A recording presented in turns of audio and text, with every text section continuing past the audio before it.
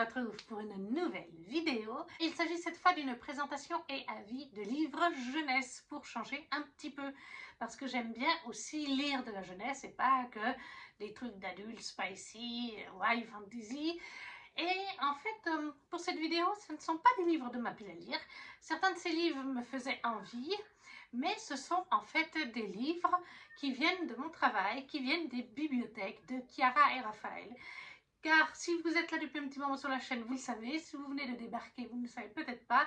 Mais dans la vie, je suis nounou. Je m'occupe donc d'enfants en famille, chez eux. Et là, ça va faire en plus ça, je suis dans ma 5e année avec eux. Et ils aiment bien aussi lire. C'est une chance qu'on a avec leurs parents, c'est qu'ils aiment bien lire, ils aiment bien les beaux livres. Et il y a quelque temps, je leur ai dit, parce que certains de leurs livres sont dans ma wishlist aussi, d'autres ne le sont pas, mais ils m'intriguaient. Et je me suis dit, ça peut être sympa de faire une vidéo sur la chaîne, comme j'en fais une ou deux par année, spéciale jeunesse, où je lis les livres de leur bibliothèque. Je vous donne mon avis dessus. Et en plus, vous aurez le droit à l'avis de Chiara et Raphaël. Chacun a donné son avis sur son livre à lui, en 2-3 petites phrases. Comme ça, vous avez vraiment l'avis d'un enfant de pratiquement 10 ans. Si vous êtes parent ou si vous êtes marraine, parrain, bref, vous aurez comme ça même la vie d'un enfant. Et on commence tout de suite avec le livre extraordinaire des chats, magnifiquement illustré par Andrew Beckett et Simon Treadwell, qui est chez, eh bien, je ne sais pas, Little Urban. Ouais, Little Urban. Vous voyez, je ne connaissais même pas cette maison d'édition. Mais c'est une saga, une série de livres qu'on voit absolument partout, dans toutes les librairies. Hein, vous avez sur les dinosaures, sur les chevaux, sur les animaux aquatiques, sur les papillons. Je ne sais pas, peut-être pas les papillons, mais vous en avez énormément. Chiara, elle a eu celui sur les chats et les races de chats, puisqu'elle adore les chats. C'est une grande amoureuse de chats. Dès qu'elle vient à la maison, elle est toujours avec Tora et Electra. Ils ont un chat à la maison. Bref, elle est comme moi, elle est gaga des chats. Donc, dans ce beau livre, nous allons surtout on va se baser sur l'aspect des races. On a des illustrations qui sont en fait des illustrations et non pas des photos. Il y a un moment au début, avant de prendre le livre chez Chiara, je pensais, là vous aviez le sibérien, je pensais que c'était des photos. Et quand j'ai pris le temps de le regarder plus en profondeur, donc quand je l'ai pris pour le lire en entier, j'ai réalisé que ce n'était pas des photos, mais ce sont des illustrations. J'essaye de vous en trouver d'autres. Je vais vous montrer la race de Chiara et Raphaël. Chiara et Raphaël, non, peut-être pas. De Electra et Thor aussi, si je le trouve. Il y est. Voilà. C'est d'ailleurs le chat qui est en illustration sur la couverture, le Norvégien. Alors, moi, je trouve que les images sont donc très jolies, hein, les illustrations. Les peintures, vraiment, certaines, on a l'impression que c'est des vrais. Là, vous avez par exemple le siamois. Donc, de très jolies illustrations à ce niveau-là. C'est vraiment top. On a quelques races moins connues, par exemple le dragon-lit, je ne le connaissais pas. Il y en a d'autres comme ça. Et après, je trouve qu'il manque certaines races. C'est un petit peu mon reproche, c'est qu'il. Bon, ben, il fait combien? Il fait 100 pages à peu près, je crois. Hein. Même pas 80 pages. Donc, généralement, on a une double page par chat, par race de chat. Donc, il n'y a pas toutes les races. Ils ont mis quelques races plus rares que je ne connaissais pas forcément. Mais ils n'en ont pas mis certaines qui sont appréciées quand même, que je connaissais. C'est un des reproches que je peux faire. Il y a aussi le fait qu'on est axé que sur les races. On ne s'axe pas sur le soin du chat, l'hygiène du chat, la nourriture, tout ça. La psychologie du chat, on est vraiment juste axé sur la race et quelques caractéristiques, parce que oui, vous avez des caractéristiques. Voilà, vous avez quelques petites caractéristiques par là, mais c'est quelques petites lignes. Hein. Là, par exemple, pour le chartreux, on nous dit qu'il donne l'impression de sourire en permanence. C'est dû à la forme des os de son crâne et de sa mâchoire. Ou on nous parle de sa robe, on parle un petit peu de sa puissance, sa musculature, mais c'est un peu light. Je pense que pour un enfant, oui, ça convient très bien. Clairement, oui, pour une petite fille comme Chiara, c'est un très bon début. Après, quand on va aller plus profondément, mieux connaître son chat, je pense qu'il y a mieux. D'ailleurs, Chiara a plusieurs livres sur les chats, dont un autre où on parle vraiment de la psychologie du chat, l'accouplement, la reproduction, l'âge du chat, Voilà, on voit les différents aspects. Parce que par exemple, si vous recherchez à avoir un chat, il faut toujours se renseigner. Quand on veut une race, mais même sans une race, hein, c'est quand même mieux de se renseigner quand on n'a pas du tout eu de chat de sa vie, pour savoir comment bien prendre soin de son animal. Et surtout si c'est une race. Donc il vaut mieux aller sur des ouvrages où on va vous parler de la spécificité de la race. Là, on vous l'évoque un petit peu, mais c'est en superficie, c'est ça que je reproche. Et qui n'est pas toutes les races que je m'attendais à retrouver. Donc je lui ai mis un 16 sur 20. Ça vient aussi du fait que moi, je possède un livre sur les chats. Peut-être qu'un jour, je vous le présenterai. J'en possède même 2. Mais il y en a un où j'avais beaucoup de races. Plus, mais un gros comme ça, hein, j'avais reçu pour un anniversaire quand j'avais 12 ans, 10 ans à peu près. Donc il a plus de 28 ans le bouquin au moins. Et c'est vrai que voilà, il y avait les races, les spécificités des races, les caractéristiques, il y avait toutes les maladies principales des chats, toute la physionomie des chats, enfin voilà. Donc forcément, quand on passe après un livre aussi complet, ça c'est un petit peu moins complet. Vous vous en doutez. Mais voilà, et ça reste quand même 16 sur 20, ça reste un bon moment de lecture, ça reste sympathique à lire le soir. Maintenant, je vais vous lire l'avis de Chiara. Alors, Chiara nous dit « J'aime bien parce que ça explique bien les races, le poids, la taille, etc. Le livre est beau, avec des belles illustrations. » Voilà, ça c'est le petit avis de Chiara. Donc on est tout à fait d'accord sur les illustrations qui sont magnifiques, que le livre est joli. Et oui, on nous parle un petit peu de la taille du chat, le poids, la race, mais voilà. Après, Chiara, elle n'a pas forcément un beau livre, comme je vous dis, celui que j'ai, il est presque aussi grand que celui-là en hauteur. Il est 6 fois l'épaisseur de celui-là. Donc c'est pour ça qu'elle juge comment dire, plus vague, plus généreusement que moi. Mais on se rejoint globalement, de très jolies illustrations, une bonne entrée en matière pour un enfant d'une dizaine d'années, ou un peu plus jeune même. Pour un adulte aussi qui connaît rien au rage de chat, pourquoi pas, mais après, si vous voulez vous perfectionner, il faut peut-être vous orienter plutôt sur un livre avec plus de contenu, un peu plus volumineux. Mais voilà. Le livre extraordinaire des chats, donc chez Little Urban, maison d'édition que je ne connaissais pas, 16 sur 20. Ensuite, nous avons La Maison au Cola et autres contes délicats de Clémentine Ferry et illustré par Sanoé, paru chez le Lumignon, les éditions de Lumignon. Une petite maison d'édition qui fait des petits livres pour la jeunesse, mais qui va aussi très bien pour les plus grands. Et vous le retrouverez d'ailleurs dans un autre livre juste après. Et pour celui-ci, je lui ai mis 17 sur 20. J'ai passé un bon moment de lecture, mais il m'a manqué des choses pour que ce soit un petit coup de cœur. Déjà, on est en fait sur plein de petits contes autour du chocolat. Voilà, il fallait le dire, des petites histoires très courtes.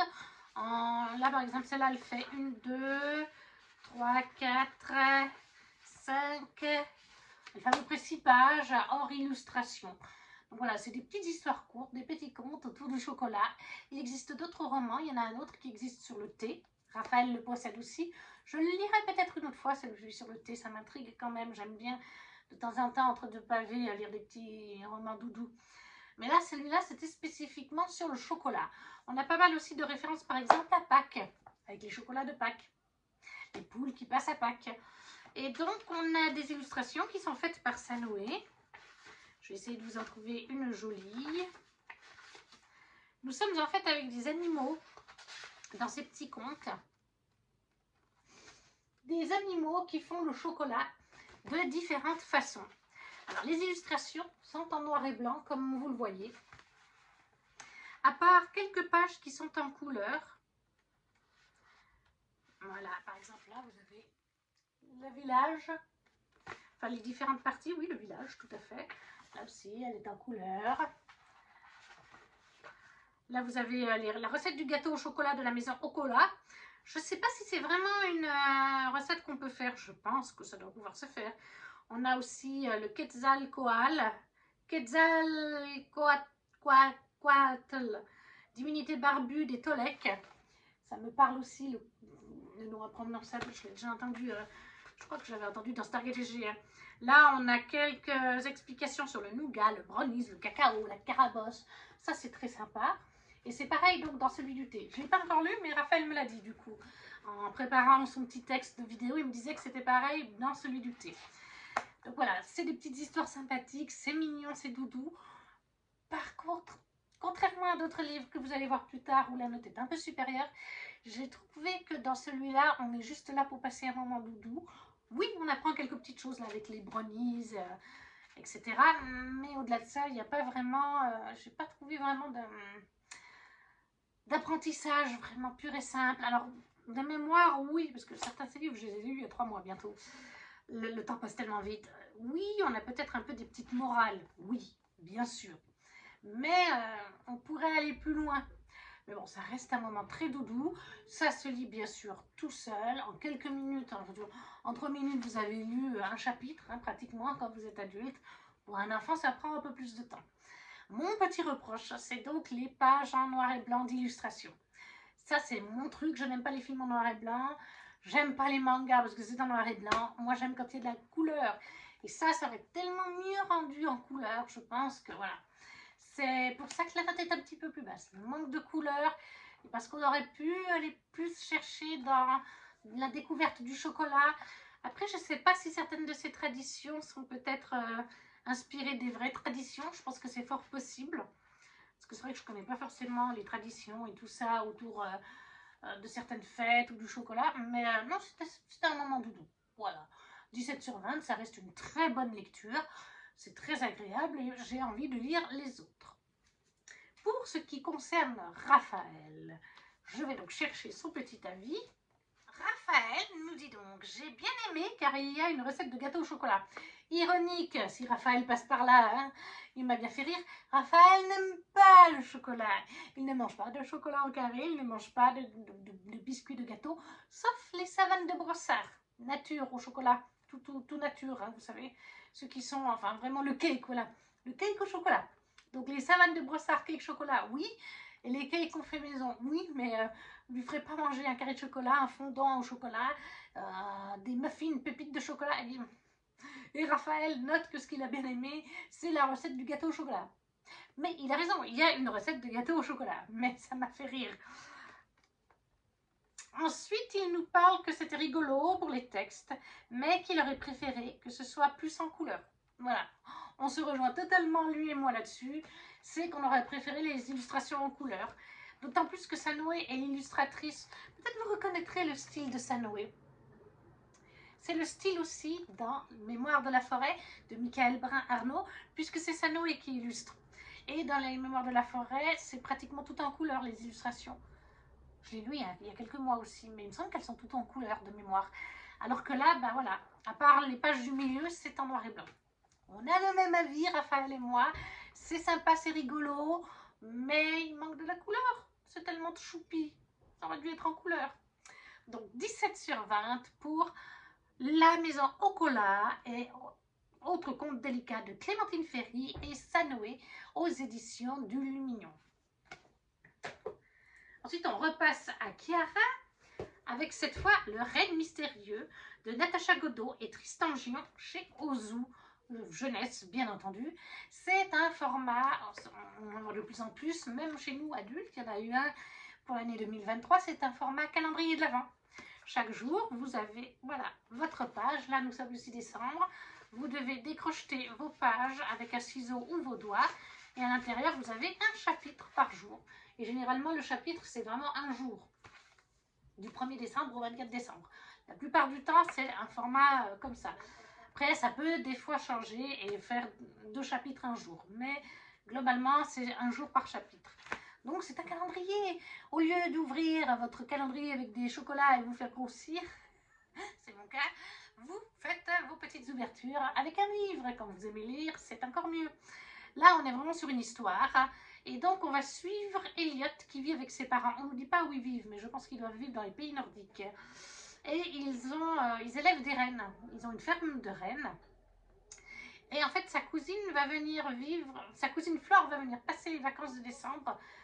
Elle vit en Afrique avec ses parents dans une réserve animalière. En fait, ils vont devoir résoudre une énigme, car très vite, ils vont trouver un petit renne, un jeune renne qui est blessé. Excusez-moi pour le boucan. En plein été, quand il fait chaud, on doit faire de l'air, et quand on filme des vidéos, voilà, il faut à chaque fois couper. Comme je disais donc avant d'être interrompue, la cousine de Elliot, Flora, vient passer les fêtes de fin d'année En attendant, ses parents restent jusqu'au dernier moment à la réserve. Et en fait, ils vont trouver un jeune renne blessé, un renne sauvage. Et le papa va en prendre soin, bien entendu, puisque lui, il a une ferme de rennes. Mais il y a tout un mystère autour de ce renne. Il y a des petites choses qui se passent autour.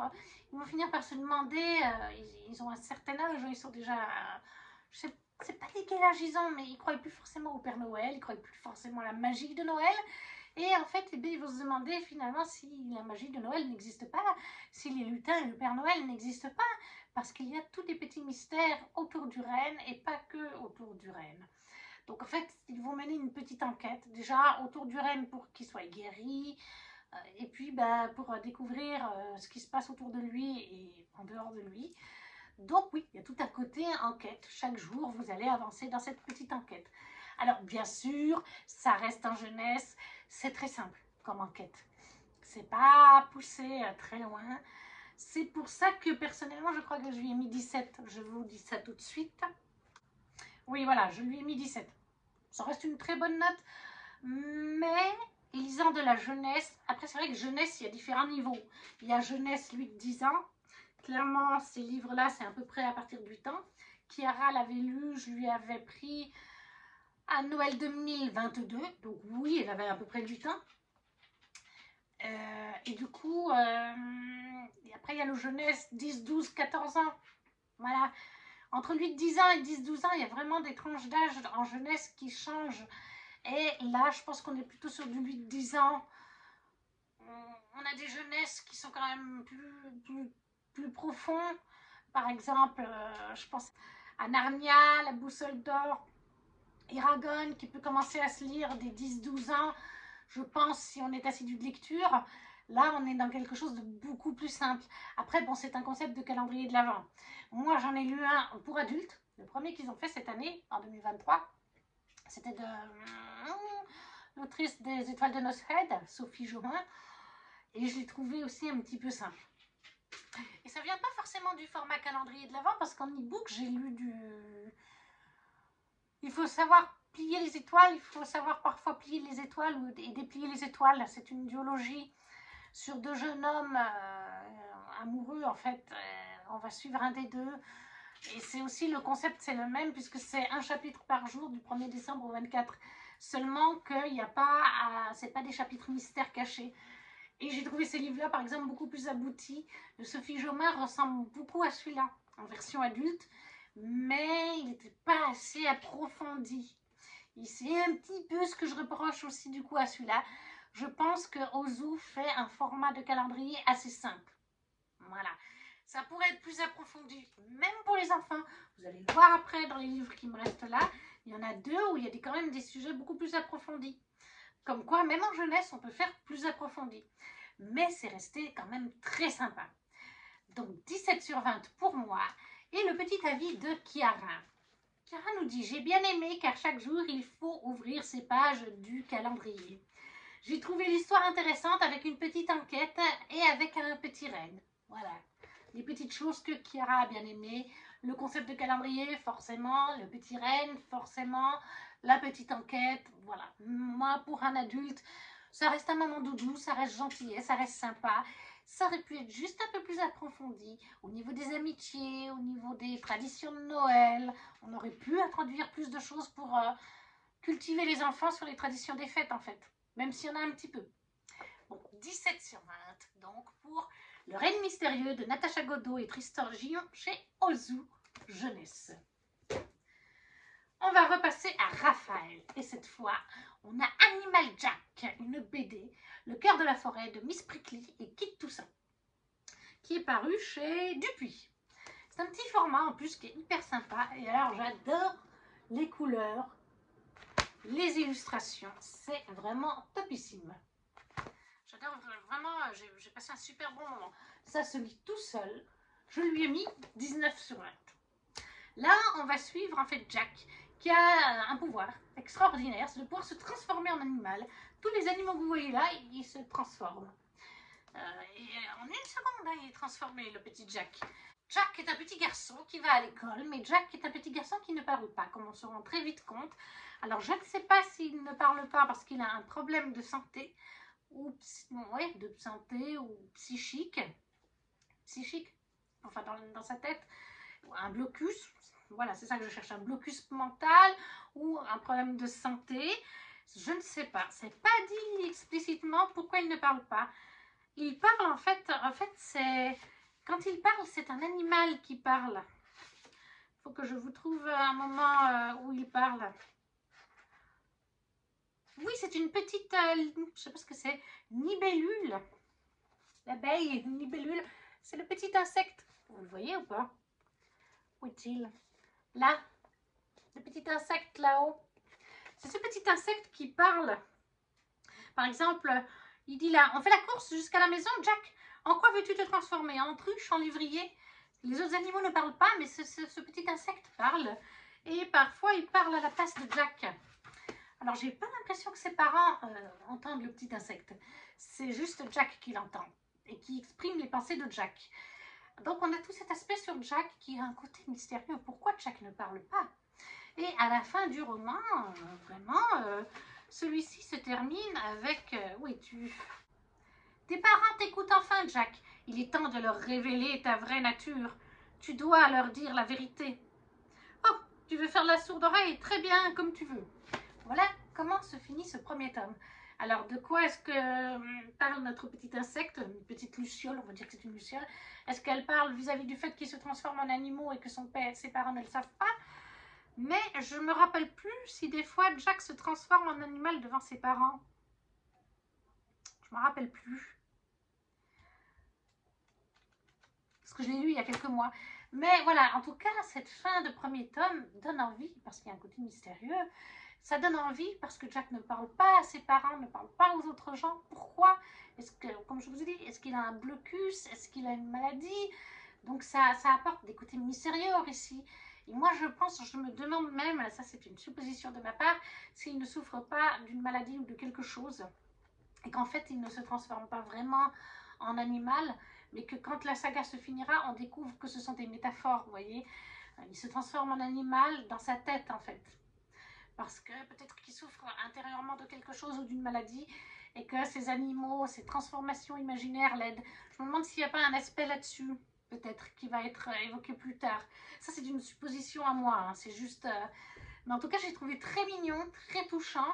On a des notions écologiques là-dedans, en plus. Voilà, quand je vous dis, vous voyez, là, il n'y a pas grand-chose. Pareil dans celui d'avant. Là, on a des notions d'écologie. Je ne peux pas tout vous en dire, ça vous spoilerait. En plus, c'est petit, c'est court. Mais oui, on a des notions d'écologie là-dedans. Et qui peuvent faire réfléchir l'enfant sur son environnement. Le fait que Jack n'est pas un petit garçon donc très populaire, qu'il ne parle pas. Et ça aussi, ça peut faire réfléchir si un enfant est un peu timide, réservé. Il peut se retrouver en Jack. Donc moi, j'ai trouvé ça très mignon, très doudou. J'ai adoré le style des dessins. Du coup, j'ai mis 19 sur 20. Pour moi, c'est un mini coup de cœur. Et je sais que Raphaël a beaucoup aimé. On va donner le petit avis de Raphaël. Animal Jack. J'ai bien aimé car c'est un peu comme des aventures. C'est vrai qu'il y a un côté aventure. Bien sûr, il y a une enquête, une aventure. La petite abeille est trop drôle. Oui, voilà, je vous en ai parlé aussi. Lui, il dit que c'est une abeille. Moi, je dis que c'est une luciole. Qui a raison entre nous deux? Bref, j'ai tout aimé. Voilà, il a aimé les dessins, il aime tout. D'ailleurs, ça, il a déjà le tome 2. Le tome 1, c'est moi qui lui ai offert pour Noël, je crois. Et le tome 2, il se l'est acheté, je sais plus. Et il veut les autres tomes. Donc, de Animal Jack, chez Dupuis, de Miss Prickly et Kid Toussaint. 19 sur 20. Mini coup de cœur pour moi et pour Raphaël aussi. Ensuite, chez Kiara, j'ai lu, et ça je le possède aussi, donc c'est mon exemplaire à moi, qui est d'ailleurs normalement dédicacé. Une saison chez les sorcières automne aux éditions de Luminion, comme il fut le cas pour celui-ci. Et là, on est avec Anaïs Goldenberg. Là, on est sur le premier tome. C'est une saga en 4 tomes, un par saison. Et ça commence avec l'automne. Ne vous faites pas avoir. Moi, quand j'étais au salon du livre des Imaginales 2023, je voulais lui prendre celui du printemps parce qu'on était au printemps. Et elle me dit non, non, non, non, ça, on commence par l'automne. Donc, j'ai pris l'automne et je me le suis gardé jusqu'à l'automne 2023. Et vous n'avez pas encore eu mon avis, je crois, non? Parce qu'il était dans mon pack. Donc voilà, vous aurez un petit peu mon avis déjà là, dans cette vidéo. Alors là, on est avec une histoire, on est avec un roman illustré. Vous avez des pages comme ça, d'illustrations noir et blanc et de texte, mais vous avez pas mal de texte en couleur. Et ça, c'est vrai que ça change comparé à Okoala. C'est justement le reproche que fait Raphaël, parce que la maison Okoala qu'il a là, je lui ai pris aux Imaginales l'année passée. Et j'ai pris celui-là pour Chiara, et celui-là contient des illustrations couleurs. Et c'est pour ça que Raphaël regrette, il ne comprend pas pourquoi ceux des sorcières ont des illustrations couleurs et le sien, il n'y a que les pages du milieu qui sont en couleur. Voilà, pour vous montrer un petit peu. Donc là aussi, ça se lit très vite. On est dans une forêt magique, puisque y vivent les sorcières dans cette demeure, une très grande demeure. Et vous avez tout un tas de sorcières, elles sont là à la fin. Il y a même un monstre ou deux. Vous avez leur nom. Vous avez des noms super rigolos. Mamnésie, Valkyrie, Chalumette, pour vous dire Hémisphée, Hémisphie. Voilà, donc vous avez en plus plein de petits noms rigolos. Et ces sorcières, on va les suivre. Là, elles sont en automne, elles vont faire une fête. Et il va y avoir une course dans la forêt. Mais des sorcières vont découvrir que quelque chose se trame dans la forêt. Quelque chose ne va pas dans la forêt et elles vont enquêter. Pourquoi la forêt ne va pas bien? Pourquoi elle est malade à quelque part? Voilà, donc ça commence dans ce premier tome et ça continuera dans le suivant. Moi, j'ai bien aimé. J'ai passé un très très bon moment. Je lui ai mis 18 sur 20. Ça se dit tout seul, encore une fois. Il y a quelques chapitres, donc ça c'est bien. Les chapitres font genre une dizaine de pages, même pas. Oui, en moyenne, les chapitres font une dizaine de pages. C'est quand même écrit assez gros pour un enfant.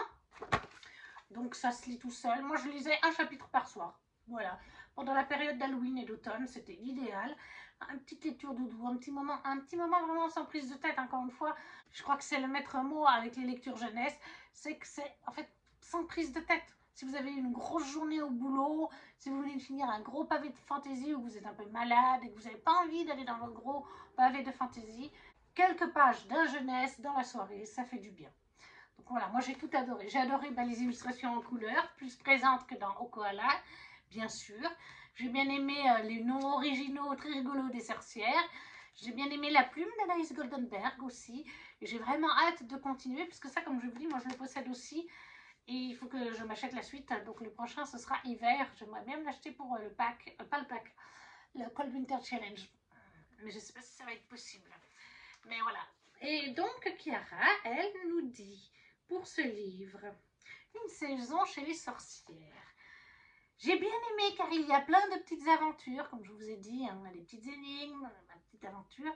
Les illustrations sont bien car elles sont en couleur. Voilà, chose que Chiara n'aime pas non plus dans le livre de son frère, c'est que c'est tout en noir et blanc ou presque.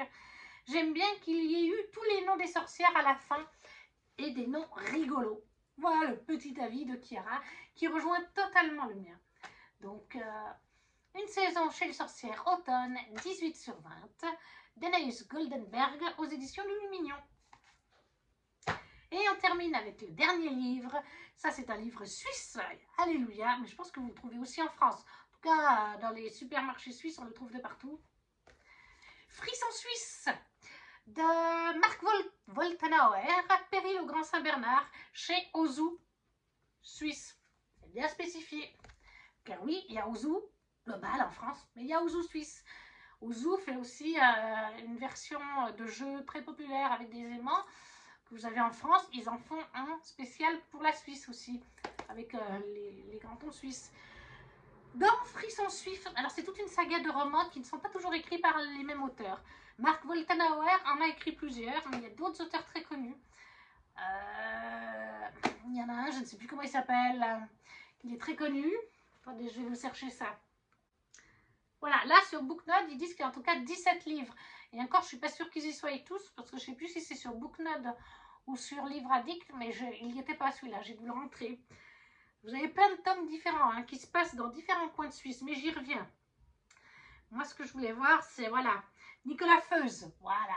Un autre auteur suisse, lui aussi, Nicolas Feuze, qui est connu pour écrire des romans adultes aussi. Donc, vous voyez, comme quoi, des fois, les auteurs écrivent autant de la jeunesse que de l'adulte. Dans les Frissons suisses, en fait, ça se passe en Suisse. Et on va découvrir à chaque fois une ville ou un coin de Suisse. On va nous parler dans ce roman du col du Grand Saint-Bernard, son historique, l'hospice du Grand Saint-Bernard, les Saint-Bernard. Et donc même moi j'ai appris des choses parce que moi j'ai été à l'école en Suisse. Donc on nous a plus appris l'histoire de Suisse que l'histoire de France. On l'a très vite évoqué. Mais voilà, j'ai appris donc dans ce roman que Napoléon, ou je ne sais plus qui, je crois que c'est Napoléon. Voilà, Charlemagne y passa en l'an 800 au col du Grand Saint-Bernard pour rejoindre l'Empire romain, pour aller voir le pape. Napoléon Bonaparte franchit le col avec 46 000 soldats. La légende raconte que le mulet de Napoléon aurait trébuché, blablabla. Oui, voilà, c'est ça. Donc oui, on a des côtés historiques que moi je ne connaissais pas du tout, comme je vous dis, Charlemagne. Alors oui, je sais que Charlemagne a inventé l'école, mais ça s'arrête là. Je ne savais pas qu'il était passé au col du Grand Saint-Bernard, Napoléon non plus, parce que étant suisse, on n'a pas forcément appris Napoléon, Charlemagne et tout ça.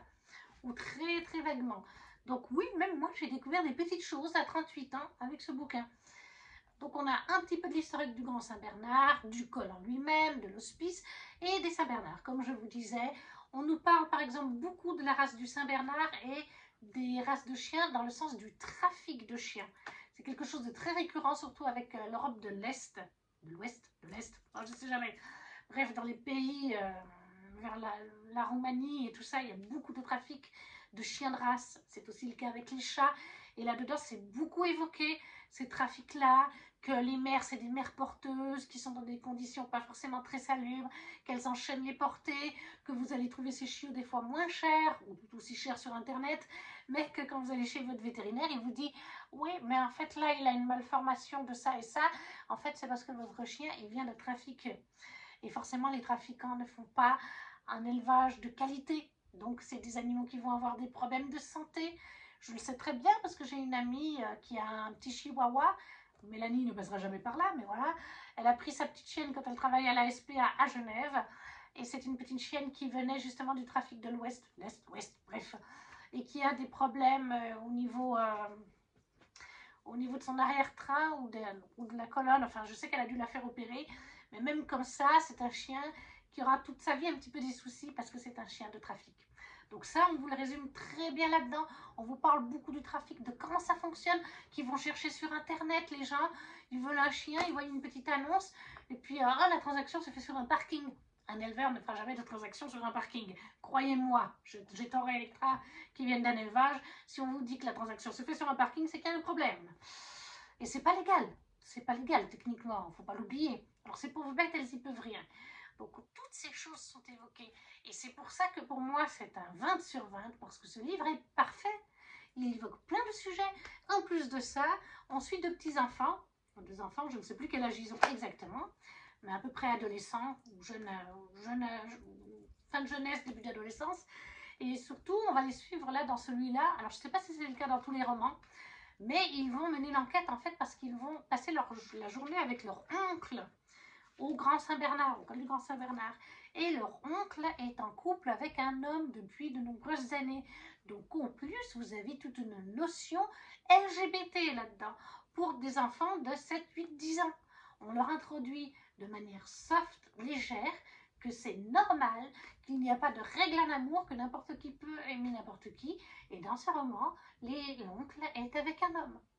Et en plus, l'oncle est policier. Je crois qu'il est même lieutenant dans la police suisse. Donc il est quand même gradé. C'est pas un petit rikiki. Non, non, il a un poste important. Moi, on apprend aux enfants ces choses-là. On a aussi un autre personnage qui souffre de, je ne sais plus, une maladie neurodivergente ou mentale, je ne sais plus, j'ai du mal à faire la différence, mais je me souviens très bien qu'on a un personnage qui souffre d'une maladie mentale ou neurodivergente et qui explique en quelques mots simples, puisque ce sont des enfants, et pour les enfants du livre, de quoi il souffre, comment ça se manifeste, comment elle peut le contrer. Mais que voulez-vous de plus? Il y en a presque, j'ai envie de dire, pour un roman qui fait moins de 100 pages. Ah non, 120 pages. Il y a presque, je veux dire, trop de thématiques. Pour un adulte, c'est parfait. Voilà, mais pour un enfant, est-ce qu'il va tout se rappeler? Le côté, tout le monde a le droit d'aimer tout le monde. Deux hommes peuvent être en couple. L'un peut être lieutenant de police, il n'y a pas de souci. Tout ce qui est l'aspect des races de chiens et le trafic des chiens. Tout ce qui est l'aspect du Grand Saint-Bernard, du col, l'hospice et l'historique. un personnage avec une maladie mentale ou neurodivergente, enfin bref. Ça fait peut-être beaucoup pour les enfants, c'est presque peut-être trop. Mais voilà, là on a plein de choses. Et c'est ce que je reprochais par exemple un petit peu à celui-là et à Okoala, qui manquait un petit peu. Et c'est pour ça que les notes sont plus basses ici que là. Parce que là c'est complet. C'est complet et en plus le roman se lit très vite. Et en plus vous avez quelques illustrations. Donc pour des enfants de 8-10 ans, c'est parfait, ça leur permet d'alterner. Donc il n'y a rien, ouais, c'est juste parfait, voilà. Et en plus, vous découvrez la Suisse, si vous les trouvez en France. Sinon, faites-les livrer de la Suisse, mais vous allez payer une blinde. Parce que je sais très bien que dans les autres, on découvre d'autres endroits de la Suisse.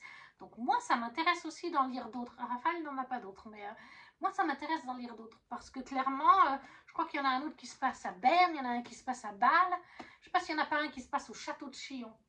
Parce que je sais que dévoreuse de livres, si tu passes par la coucou, lit beaucoup de jeunesse et elle lit les frissons suisses. Et je crois, je sais pas quoi, j'ai l'impression qu'une fois elle avait parlé du château de Chillon dans un des frissons suisses. Donc ouais, clairement, à mettre entre les mains de tous les enfants, petites filles comme petits garçons, et même dans les mains des adultes. Comme je vous dis, dévoreuse de livres en lit beaucoup. Et moi, j'aimerais bien en trouver d'autres parce que, ouais, non, c'était vraiment sympa. Je pense qu'avec Animal Jack, c'est vraiment les deux meilleurs de cette pile à lire. Enfin, pas de ces livres lus. C'est vraiment les deux que je vous conseille vivement, que j'ai vraiment apprécié. Après, ils sont tous très bons, hein. C'est juste que, voilà, s'il faut faire un choix, Frisson Suisse et Animal Jack pour cette petite vidéo jeunesse qui est finalement bien longue. Ah, et je vous ai pas donné la vie de Raphaël. Excusez-moi pour la vie de Raphaël.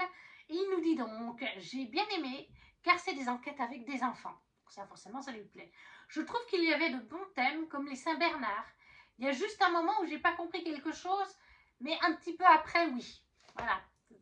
Peut-être parce qu'il y avait beaucoup de thématiques, mais voilà. Lui, il a retenu tout le côté Saint-Bernard, élevage et trafic. Mais il y avait, après, quand j'en ai parlé avec lui, c'est vraiment ses premiers ressentis.